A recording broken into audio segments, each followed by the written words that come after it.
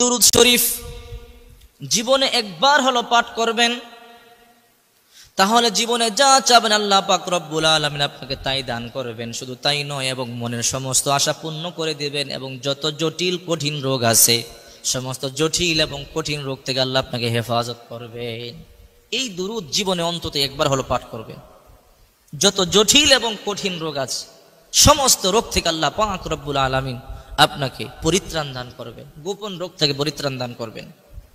হযরত আবু হুরায়রা রাদিয়াল্লাহু তাআলা আনহু বলেন, বিশ্বনবী মুহাম্মদ রাসূলুল্লাহ সাল্লাল্লাহু আলাইহি ওয়াসাল্লাম বলেছেন, মান সাল্লা আলাইয়া ওয়াহিদান সাল্লাল্লাহু আলাইহি আশারা।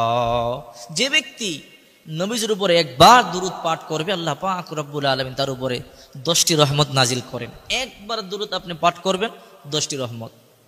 অন্য হাদিসে আছে, হযরত আবু হুরায়রা রাদিয়াল্লাহু তাআলা আনহু বলেন, বিশ্বনবী মুহাম্মদ রাসূলুল্লাহ সাল্লাল্লাহু আলাইহি ওয়াসাল্লাম বলেছেন, কেউ যদি নবীর উপরে একবার দুরূদ শরীফ পাঠ করে তার উপরে 10টি রহমত নাজিল করা হয়, 10টি গুনাহ মাফ করে দেওয়া হয়, এবং 10টি মর্তবা বুলন্দ করে দেওয়া হয়।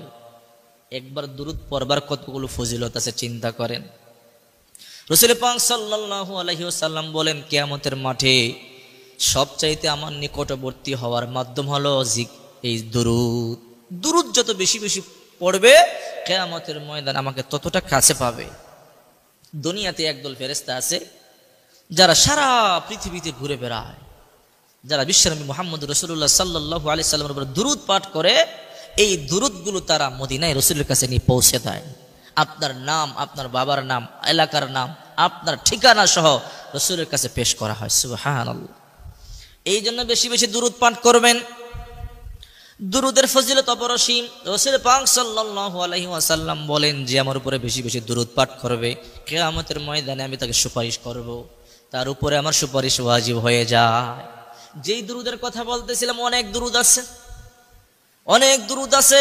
সবচেয়ে শ্রেষ্ঠ দুরূদ হলো দুরূদ ইব্রাহিম, যেটা নামাজের মধ্যে পড়া হয়। আর সবচেয়ে ছোট দুরূদ হলো সাল্লাল্লাহু আলাইহি ওয়াসাল্লাম, ছোট দুরূদ। আর এখন যেই দুরূদটির কথা বলতেছি অত্যন্ত ইম্পর্টেন্ট একটি দুরূদ। এই দুরূদ পাঠ করলে 1 নম্বরে সব রোগ থেকে আল্লাহ হেফাজত করবেন, মনের আশা পূর্ণ করে দিবেন।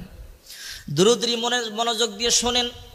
আল্লাহুম্মা সাল্লি আলা সাইয়্যিদিনা মুহাম্মদ ওয়া আলা আলি সাইয়্যিদিনা মুহাম্মদ বিআদাদি কুল্লি দাইন ওয়া দাওয়াইন ওয়া বিআদাদি কুল্লি ইল্লাতিন ওয়া শিফা।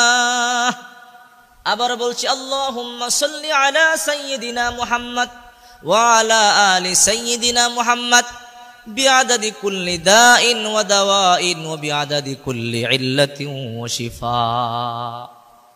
আমি আবারও আপনাদের শিখার সুবিধার্থে বলে দিচ্ছি, আল্লাহুম্মা সাল্লি আলা সাইয়্যিদিনা মুহাম্মদ ওয়া আলা আলি সাইয়্যিদিনা মুহাম্মদ বিআদাদি কুল্লি দাইন ওয়া দাওয়াইন বিআদাদি কুল্লি দাইন ওয়া দাওয়াইন ওয়া বিআদাদি কুল্লি ইল্লাতিন ওয়া শিফা। এই দুরূদটি আপনি বেশি বেশি পাঠ করবেন। যদি এই দুরূদ অন্তত একবারও পাঠ করেন, আল্লাহ তাআলা জটিল এবং কঠিন রোগ থেকে আল্লাহ তাআলা আপনাকে হেফাজত করবেন এবং মনের চাহিদা পূর্ণ করে দিবেন। কিয়ামতের ময়দানে নবীজি আপনার উপর সুপারিশ করবেন।